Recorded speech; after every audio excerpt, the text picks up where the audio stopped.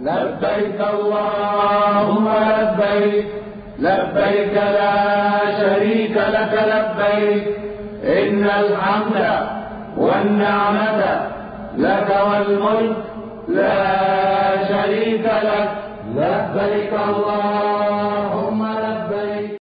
نحمده ونصلي على رسوله الكريم. اما بعد فاعوذ بالله من الشيطان الرجيم.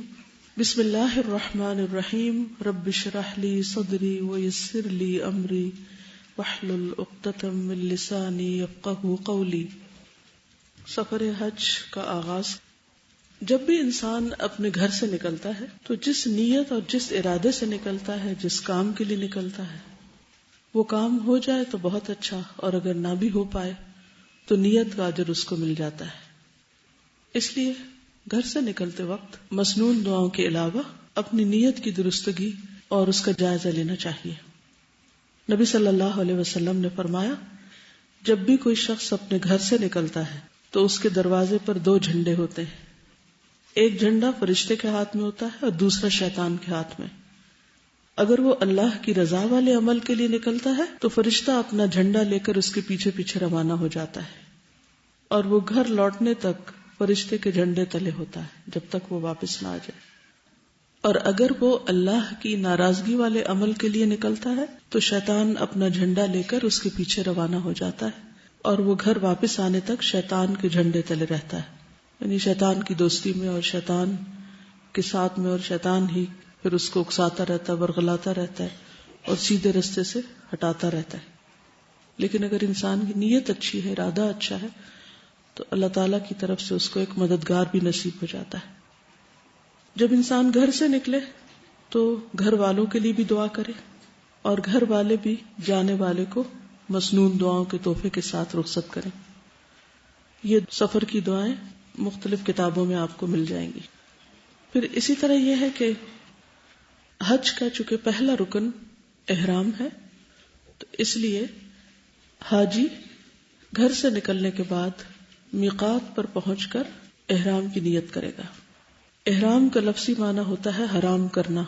شریعت کے مطابق احرام کا معنی ہوتا ہے اپنے لیے بعض ایسی چیزوں کو حرام کرنا جو عام حالات میں حلال ہوتی ہیں یا مباح ہوتی ہیں.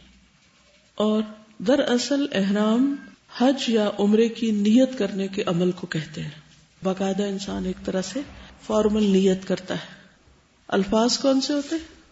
لبیک حجتن یا لبیک عمرتن. اور اگر قران ہو تو لبیک عمرتن و حجن، دونوں کا ہی. مجازن احرام ان 2 چادروں کو بھی کہتے ہیں جن کو حاجی احرام کی حالت میں استعمال کرتا ہے. اسی لیے عام طور پر کیا کہتا ہے؟ کیا احرام خرید لیا؟ کیا احرام پہن لیا؟ تو یہ دراصل مجازی استعمال ہے، حقیقی معنی نہیں ہے. حقیقی معنی کیا ہے؟ احرام کے لیے چند حلال اور مباح چیزوں کو اپنے اوپر حرام کرنا، حج یا عمرے کی باقاعدہ نیت کرنا. کچھ کام احرام سے قبل کرنے کے ہوتے اور کچھ احرام کے حالت میں. جب سفر کا ارادہ ہو تو نکلنے سے پہلے کچھ ضروری کام کر لینے چاہیے.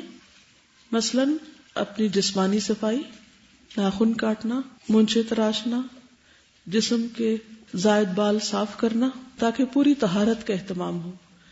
انسان ایک عبادت کی ادائیگی کے لیے جا رہا ہے، لہذا بہت ضروری ہے کہ وہ صاف ستھری حالت میں ہو، خود کو بھی اذیت نہ ہو اور دوسروں کو بھی اذیت نہ دے. تو نبی صلی اللہ علیہ وسلم نے کیا فرمایا کہ حیض اور نفاس والی عورتیں جب میقات پر آئیں تو غسل کر کے احرام باندھ لیں اور حج کے تمام ارکان ادا کریں سوائے طواف کعبہ کے. یعنی پیریڈز کی حالت میں باقی تمام مناسک ادا کیے جا سکتے ہیں لیکن صاف ستھری ہو جائیں. سنن نبی داؤد کی روایت ہے. عائشہ رضی اللہ تعالی عنہا بیان کرتی ہیں کہ اسماء بنت امیس رضی اللہ عنہا نے شجرہ کے مقام پر یعنی ذوالحلیفہ میں محمد بن ابی بکر کو جنم دیا تو رسول اللہ صلی اللہ علیہ وسلم نے ابو بکر رضی اللہ عنہ کو حکم دیا کہ وہ انہیں غسل کر کے احرام باندھ دینے کا حکم دیں. صحیح مسلم کی روایت ہے. اس سے کیا پتہ چلتا ہے؟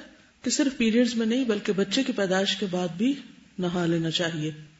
اگر آپ سمجھتے ہیں کسی تجربے یا کسی ڈاکٹر کی ایڈوائس کے مطابق آپ کو نہانا واقعی تکلیف دہ آپ کے لیے ہے یا آپ کو تکلیف دیتا ہے, تو اس صورت میں آپ گیلے تولیے سے اپنے آپ کو صاف کر لیں. کوئی اور طریقہ اختیار کر لیں, آلٹرنیٹ طریقہ. خوشبو لگانا. عائشہ صدیقہ رضی اللہ تعالی عنہا فرماتی ہیں کہ میں رسول اللہ صلی اللہ علیہ وسلم کو احرام باندھنے سے قبل اچھی طرح خوشبو لگاتی تھی, پھر آپ احرام باندھتے. آپ کو لگاتی تھی, کپڑوں کو نہیں. اب یہ یاد رکھیے. عائشہ صدیقہ رضی اللہ تعالی عنہا فرماتی ہیں کہ رسول اللہ صلی اللہ علیہ وسلم محرم ہے, یعنی احرام کی حالت میں, اور گویا میں آپ کی مانگ میں خوشبو کی چمک دیکھ رہی ہوں. احرام باندھنے سے قبل عورت بھی خوشبو لگا سکتی ہے, لیکن تیز خوشبو لگانا منع ہے, یعنی پھیلنے والی نہ ہو. کسی بھی مرد کو آپ کے احرام سے, آپ کے لباس سے خوشبو نہیں جانی چاہیے. نبی صلی اللہ علیہ وسلم نے فرمایا, اور عورتوں کی خوشبو وہ ہے جس میں رنگ ہو, مہک نہ ہو. عائشہ رضی اللہ عنہا فرماتی ہیں کہ ہم نبی صلی اللہ علیہ وسلم کے ساتھ مکہ کو جاتی تو احرام کے وقت اپنی پیشانیوں پر خوشبودار مرکب کا ضماد کر لیا کرتی تھی, یعنی ماتھے کے اوپر کچھ لگا لیا کرتی تھی, جیسے کریم وغیرہ ہوگی یا کچھ اور. اس سے کیا ہے کہ رنگ تو آ جاتا تھا لیکن خوشبو نہیں پھیلتی تھی. تو اس سے پتہ چلتا ہے کہ لوشن وغیرہ بھی لگایا جا سکتا ہے. جب پسینہ آتا تو وہ ہمارے چہروں پر بہہ آتا, یعنی اوپر سے نیچے کو آ جاتا, جیسے میک اپ پسینے میں بہہ جاتا ہے. نبی صلی اللہ علیہ وسلم اسے دیکھتے تو اس سے منع نہیں فرماتے تھے. سنن نبی داؤد کی روایت ہے. اگر ممکن ہو تو کسی فرض نماز کے بعد احرام پہننا. ابن عباس رضی اللہ عنہ سے روایت ہے کہ رسول اللہ صلی اللہ علیہ وسلم نے ذوالحلیفہ میں ظہر کی نماز پڑھی, پھر آپ نے اپنی اونٹنی منگوائی اور اس کے کوہان میں دائیں طرف زخم جس سے خون بہا صاف کر دیا, اور اسے 2 جوتیوں کا ہار پہنایا. یہ احرام کی علامت کے طور پر عربوں میں رواج تھا, یعنی قلادہ اس کو بولتے ہیں. پھر آپ اپنی سواری پر سوار ہوئے. جب وہ مقام بیدا پر سیدھی کھڑی ہو گئی تو آپ نے حج کے لیے تلبیہ پکارا. تو اس سے کیا پتہ چلتا ہے کہ فرض نماز کے بعد احرام پہننا مسنون ہے, لیکن احرام کے کوئی خاص 2 نفل نہیں ہے. ٹھیک ہے. نبی صلی اللہ علیہ وسلم کا احرام. عبداللہ بن عباس رضی اللہ عنہما سے روایت ہے کہ حجۃ الوداع میں نبی صلی اللہ علیہ وسلم ظہر اور عصر کے درمیان ہفتے کے دن کنگھی کرنے اور تیل لگانے اور ازار اور چادر پہننے کے بعد اپنے صحابہ کے ساتھ مدینہ سے نکلے. ٹھیک ہے. صحیح بخاری کی روایت ہے. یعنی آپ ایک طرح سے نہائے دھوئے, پھر کنگھی کی, تیل لگایا اور حضرت عائشہ نے خوشبو لگائی, پراپر تیار ہو کے نکلے. لیکن ابھی نیت نہیں کی آپ نے, ابھی مدینہ سے صرف اچھی طرح ڈریس اپ ہو کے نکلے, کیونکہ ابھی تک بات کیا ہو رہی ہے, احرام سے پہلے کرنے کے کام. مرد کا احرام کی حالت میں مردوں کا لباس 2 سفید چادروں پر مشتمل ہوگا. ایک چادر بطور تہبند اور دوسری چادر اوڑھنے کے لیے استعمال کریں, یعنی ایک نیچے اور ایک اوپر. ابن عمر سے روایت ہے کہ رسول اللہ صلی اللہ علیہ وسلم نے فرمایا, تمہیں تہبند, چادر اور جوتوں میں احرام باندھنا چاہیے. اگر جوتے نہ ہو تو موزے پہن لیں, لیکن انہیں ٹخنوں سے نیچے تک کاٹ لو. ٹھیک ہے. یعنی ٹخنے ننگے ہونے چاہیے مردوں کے. اگر انہیں ایسے جوتے پہننے ہیں کہ جو چپل کی طرح کے نہیں ہیں, موزے ہوتے ہیں نا, بازو کے چمڑے کے موزے پہنتے ہیں لوگ, تو اسے پنڈلی تک نہیں آنا چاہیے. سفید رنگ مستحب ہے, لازم نہیں, پسندیدہ ہے. آپ نے فرمایا سفید کپڑے پہنا کرو, یعنی مردوں کے لیے, کیونکہ یہ سب سے بہترین ہوتے ہیں, اور انہی میں اپنے مردوں کو کفن دیا کرو. لیکن آپ نے احرام کے لیے سفید کی شرط نہیں لگائی, مگر چونکہ آپ نے پسند کیا اس لیے سفید احرام مردوں کے لیے پسندیدہ ہے, مستحب ہے. احرام میں ممنوع لباس کیا نہیں پہننا چاہیے؟ سلا ہوا کپڑا پہننا, سر ڈھانپنا, ٹوپی وغیرہ. ابن عمر سے روایت ہے کہ ایک شخص نے نبی صلی اللہ علیہ وسلم سے پوچھا, احرام باندھنے والے کو کیا پہننا چاہیے؟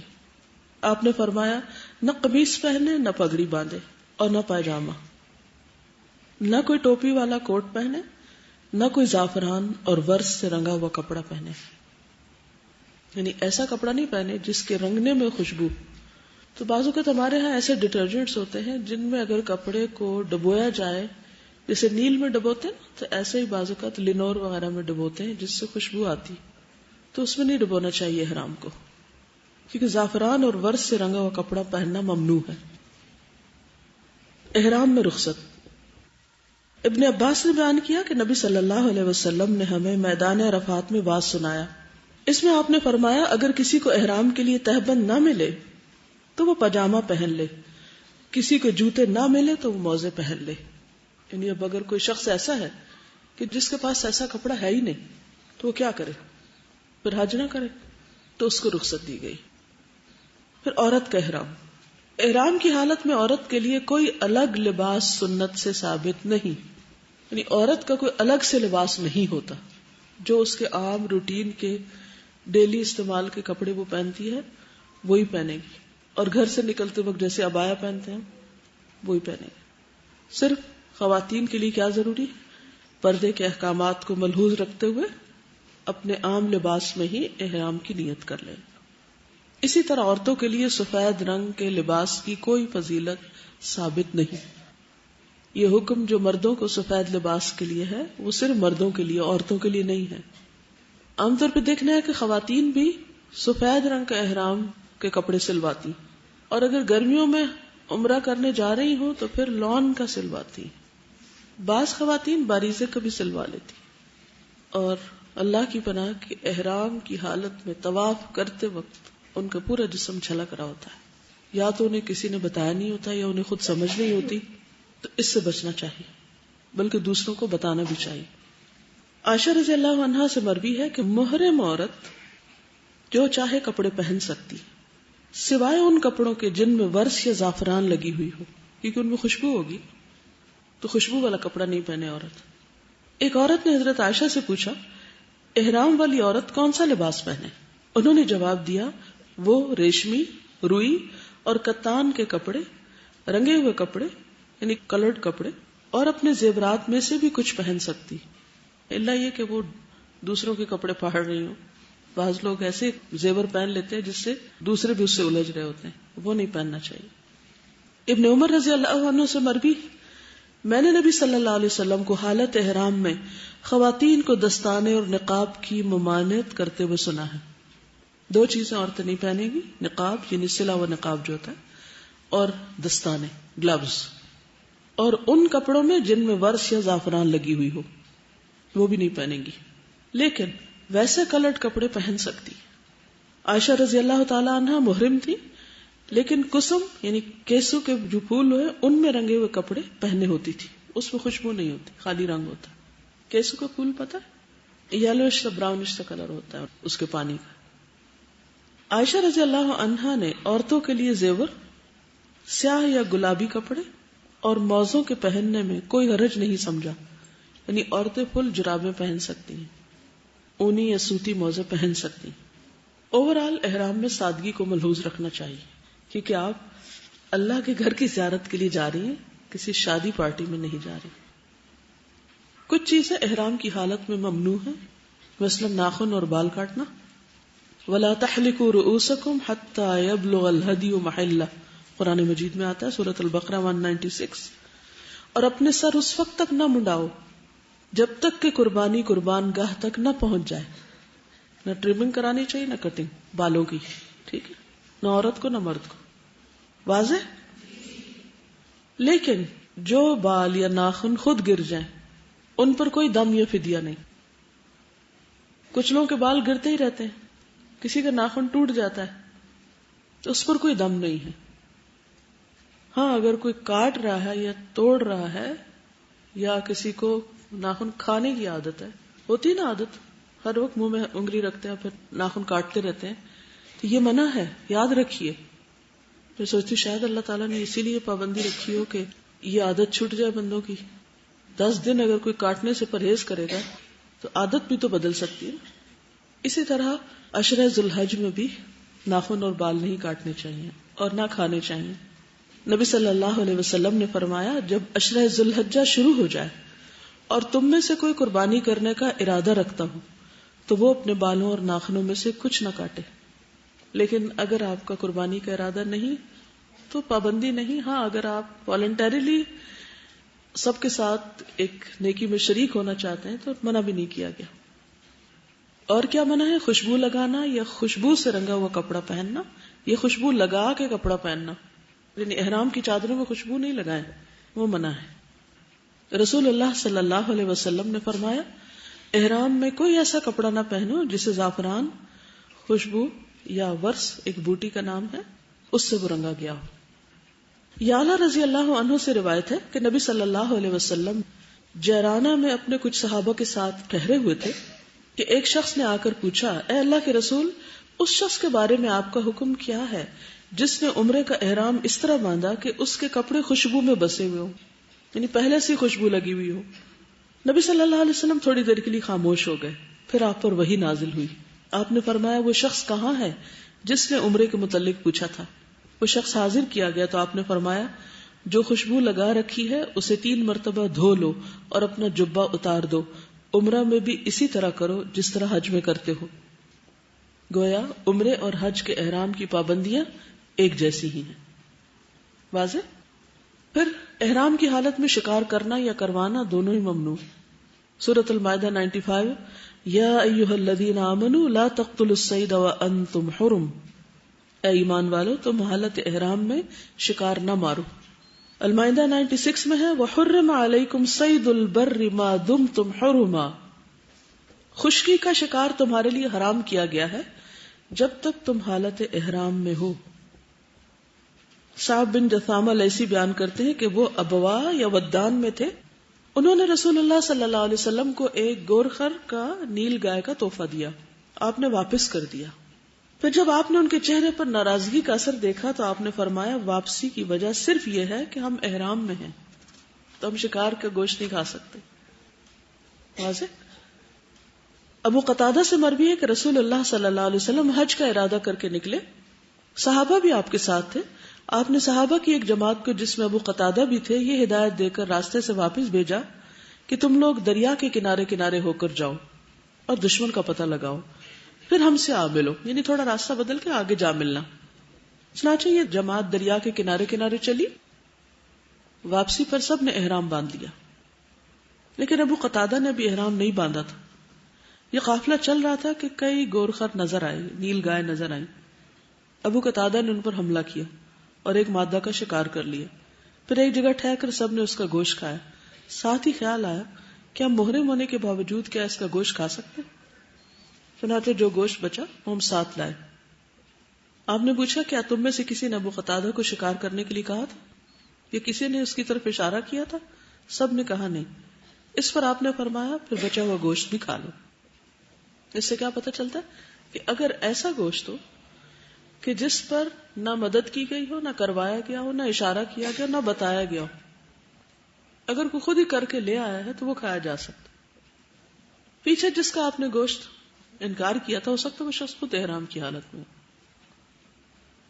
پھر شوہر اور بیوی کا جسمانی تعلق، یہ کسی بھی قسم کی کوئی جنسی گفتگو کرنا، اشارتن کنایتن، کوئی بھی.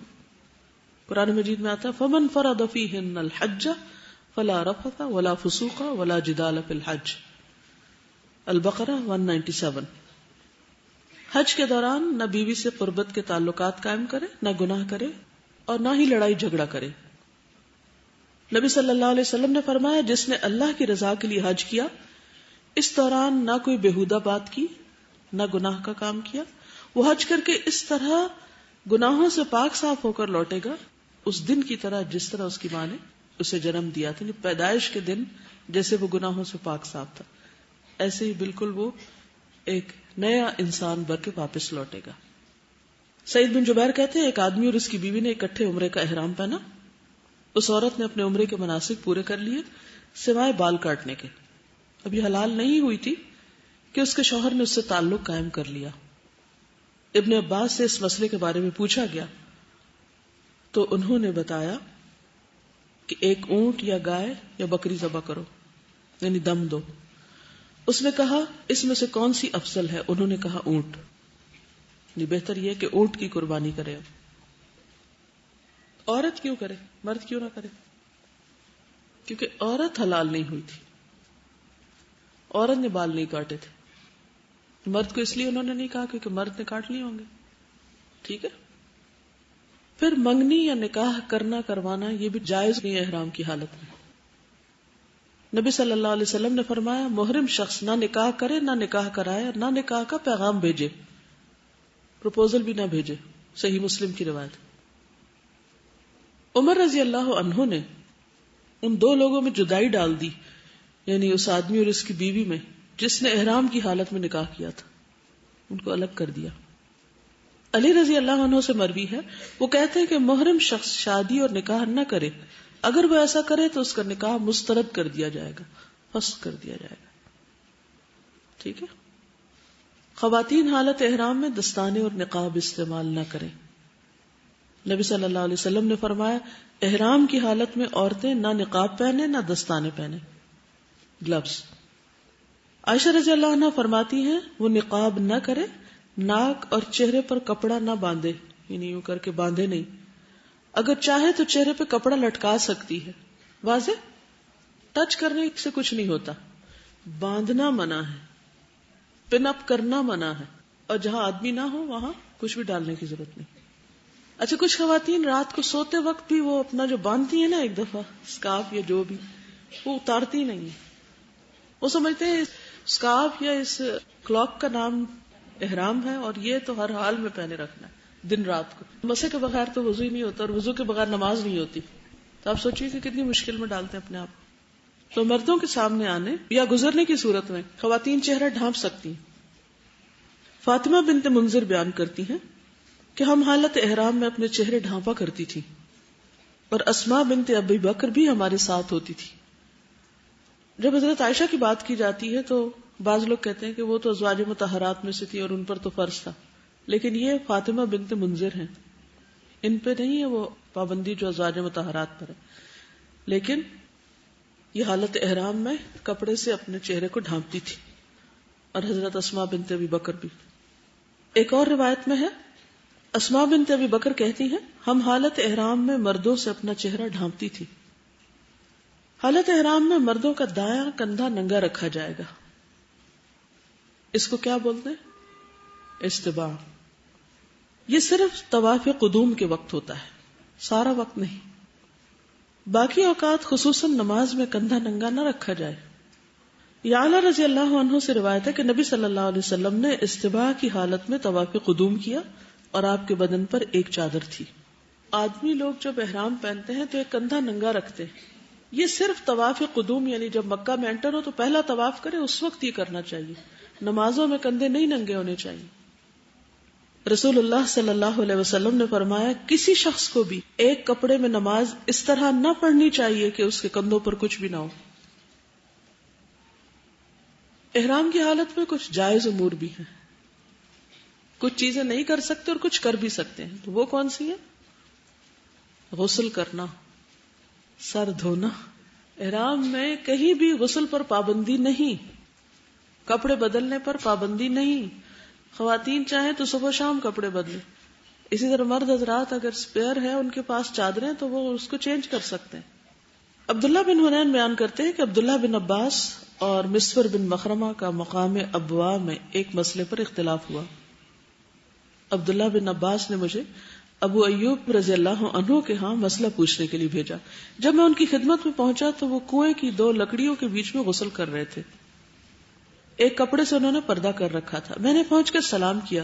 انہوں نے پوچھا کون ہو؟ میں نے عرض کی عبداللہ، آپ کی خدمت میں ابن عباس نے بھیجا ہے یہ دریافت کرنے کے لیے کہ احرام کی حالت میں رسول اللہ صلی اللہ علیہ وسلم سر مبارک کس طرح دھوتے تھے. احرام میں آپ سر کس طرح دھوتے تھے؟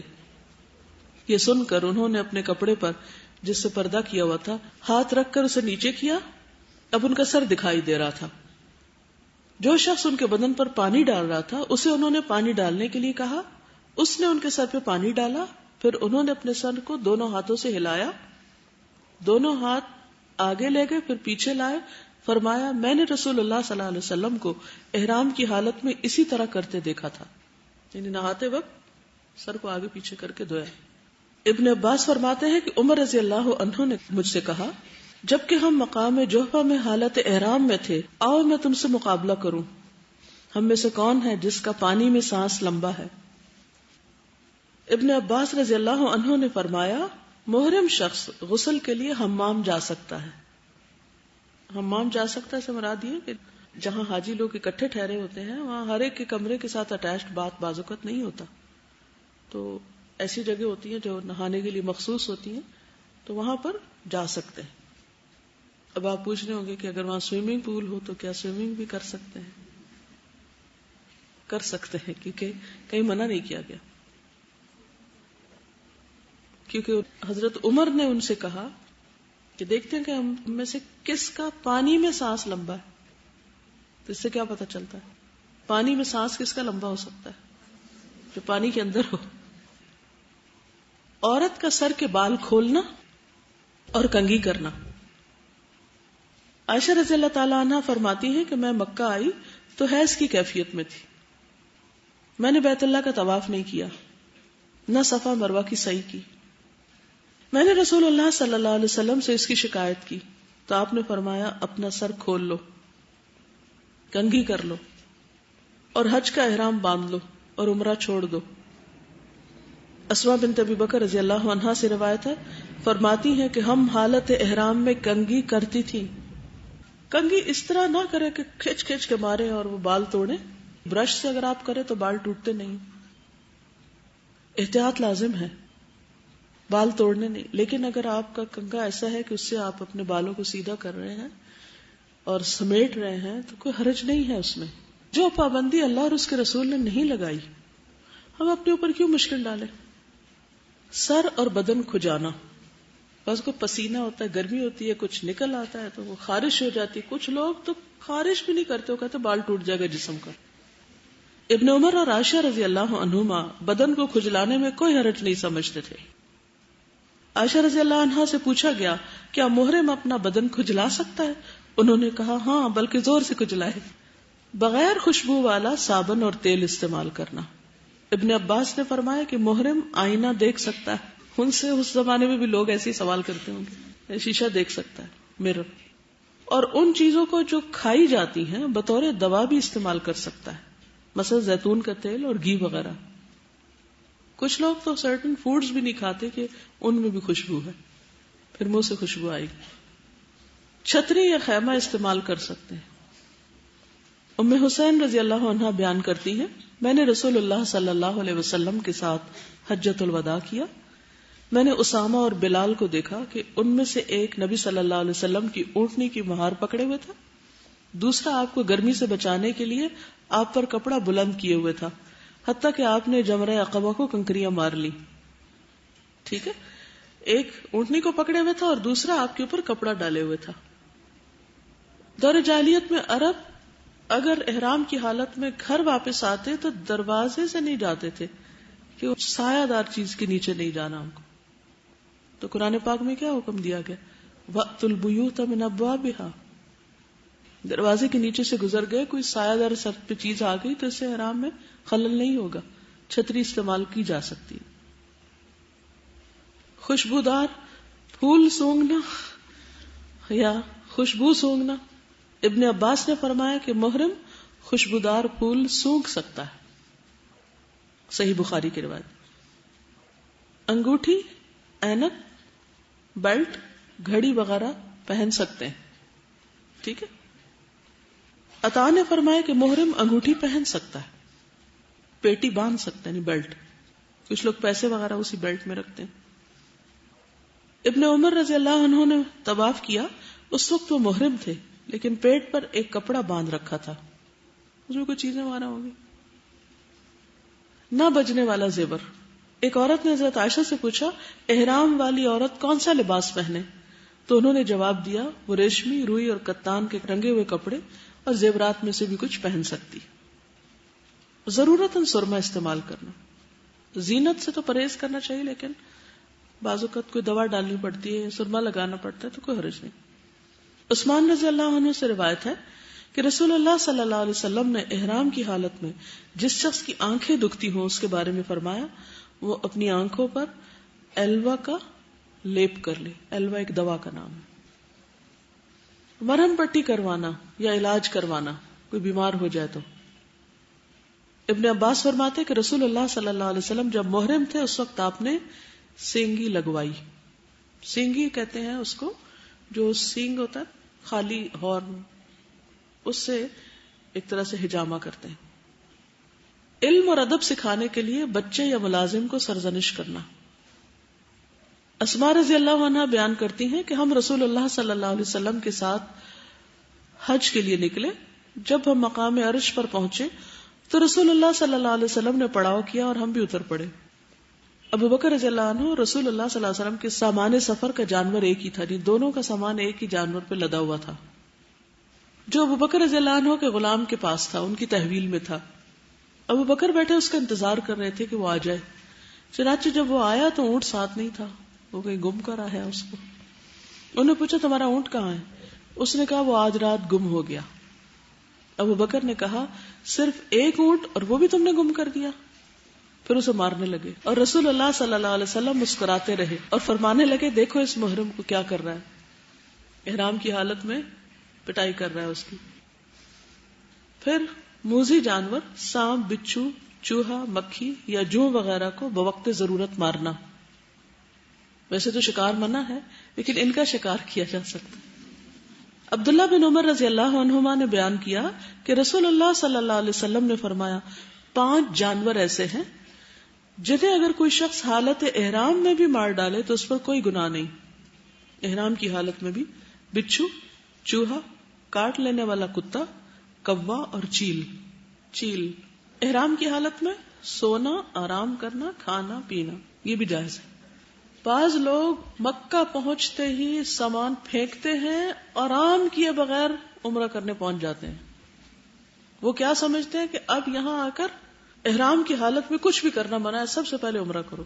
اچھی بات ہے اگر آپ کی ہمت ہے ضرور کریں, لیکن بعض لوگ اتنے تھک چکے ہوتے ہیں کہ پھر عمرہ کرتے وقت انہیں یہ بھی بھول جاتا ہے کہ کتنے چکر تھے طواف کے, بہت تھکاوٹ ہو جاتی ہے بعض کا. تو اس میں کیا بہتر ہے پھر آرام کر لیں. اگر بیمار ہو گئے تو علاج کرا لیں, کچھ بھی کریں اور پھر آپ آرام سے عمرہ کر لیں. حج پر جانا ہے تو وہ تو ایک الگ بات ہے کہ 8 تاریخ کو آپ کو نکلنا ہی پڑے گا, لیکن عمرے میں آپ کچھ گھنٹے سو کے آرام کر کے تازہ دم ہو کے کپڑے چینج کر کے اس کے بعد آپ جا سکتے ہیں. مشروط احرام باندھنا. اگر کسی شخص کو بیماری وغیرہ کا خوف ہو یا روک لیے جانے کا تو وہ احرام باندھتے وقت یہ نیت کر لے جو آپ صلی اللہ علیہ وسلم نے بتائی, اللہم محلی حیث حبستنی. متفق علیہ روایت ہے کہ اللہ میں اس وقت حلال ہو جاؤں گا جہاں تو نے مجھے روک دیا. تو ایسے شخص کو حج یا عمرہ ادا کرنے سے قبل احرام کھولنے پر کوئی دم نہیں ہوگا, نہ آئندہ حج قضا کرنا ہوگا بشرطے کہ یہ حج فرض نہ ہو, کیونکہ اس کی قضا ضروری ہے. ٹھیک ہے. اسی طرح اگر احرام کے دوران عورت کو پیریڈز آ جائیں, یعنی گھر سے وہ ٹھیک ٹھاک گئی تھی اور رستے میں کچھ ہو گیا, تو احرام ختم نہیں ہوتا, حج کی پابندیاں برقرار رہتی ہیں. اگر 1 ہفتے بعد پاک ہو رہی ہے تو ہفتے بعد نہا کر اسی حالت, یعنی احرام تو ہوگا ہی اس کا, جا کر وہ عمرہ کر لے. سمجھ رہے کہ نہیں آئی بات؟ احرام میقات سے پہلے باندھ لینا چاہیے, چاہے گھر سے یا ایئرپورٹ سے یا جہاز میں اگر ممکن ہو. خاص طور پر جو لوگ جہاز کا سفر کرتے ہیں تو ان کے لیے مشکل ہوتی ہے کہ وہ جہاز کے اندر احرام پہن سکے. خواتین کے لیے عام طور پہ نہیں مشکل ہوتی, لیکن میقات سے پہلے. پھر اس کے ساتھ ہی کہ نیت کر لینی چاہیے. اور بعض اوقات یہ ہے کہ اگر میقات سے پہلے نیت نہیں کی, احرام نہیں پہنا, تو مشکل ہو جائے گی, کیونکہ یہ حج کا ایک رکن ہے احرام. خواتین کے لیے پہلے بھی بات ہوئی تھی کہ کوئی خاص لباس نہیں ہے, لیکن ایک چیز جو بہت فائدہ دیتی ہے, جو میرے ذاتی تجربے میں ہے, کہ اگر نیچے کوئی ایسا چھوٹا سا رومال سا آپ باندھ لیں بالکل نرم ململ کا, तो उससे बाल बाहर नहीं निकलते। कुछ ख्वातीन एहराम भी पहना होता है और लिटे यहाँ से इधर से उधर से निकल रही होती। तो एक आप एहराम पहने वो ऊपर से हराम काम कर रहे हैं बाल दिखा के, बाजू का सी थ्रू होता है तो बाल झलक रहे होते हैं। तो अगर एक रुमाल अच्छी तरह बांध लिया जाए तो उससे बहुत आसानी हो जाती है। लेकिन सर का मसा करते वक्त उस रुमाल को हटाना होगा। या फिर एक और सूरत कि सर पर आप कोई जेल वगैरह लगा लें जिससे बाल जो है वो एक तरफ को चिपक जाए, बाहर ना निकले। जिन मर्दों के बाल भी लंबे हों, कई लोग लंबे बाल रखते हैं, तो उनके लिए मसनून है कि सर पे कोई चिपकने वाली चीज लगा ले ताकि बाल जमे रहें। इस अमल को तलबीद कहते हैं, तलबीद। ठीक है, आज के लिए इतना ही काफी है। अब इजाजत। सुब्हानक अल्लाहुम्मा व बिहम्दिका अशहदु अल्ला इलाहा इल्ला अंता अस्तगफिरुका व अतूबु इलैक। अस्सलामु अलैकुम व रहमतुल्लाहि व बरकातुहू। वन्निअमत लक वल मुल्क ला शरीक लक लब्बैक अल्लाहुम्मा लब्बैक ला शरीक लक लब्बैक इन्नल हम्द वन्निअमत लक वल मुल्क ला शरीक लक लब्बैक अल्लाहुम्मा लब्बैक ला शरीक लक लब्बैक इन्नल हम्द वन्निअमत लक वल मुल्क ला शरीक लक लब्बैक अल्लाहुम्मा लब्बैक ला शरीक लक लब्बैक इन्नल हम्द वन्निअमत लक वल मुल्क ला शरीक लक लब्बैक अल्लाहुम्मा लब्बैक ला शरीक लक लब्बैक इन्नल हम्द वन्निअमत लक वल मुल्क ला शरीक लक लब्बैक अल्लाहुम्मा लब्बैक ला शरीक लक लब्बैक इन्नल हम्द वन्निअमत लक वल मुल्क ला शरीक लक लब्बैक अल्लाहुम्मा लब्बैक वन्निअमत लक वल मुल्क ला शरीक लक लब्बैक अल्लाहुम्मा लब्बैक लक लब्बैक इन्नल हम्द वन्निअमत लक वल मुल्क ला शरीक लक लब्बैक अल्लाहुम्मा लब्बैक इन्नल हम्द वन्निअमत लक वल मुल्क ला शरीक लक लब्बैक अल्लाहुम्मा लब्बैक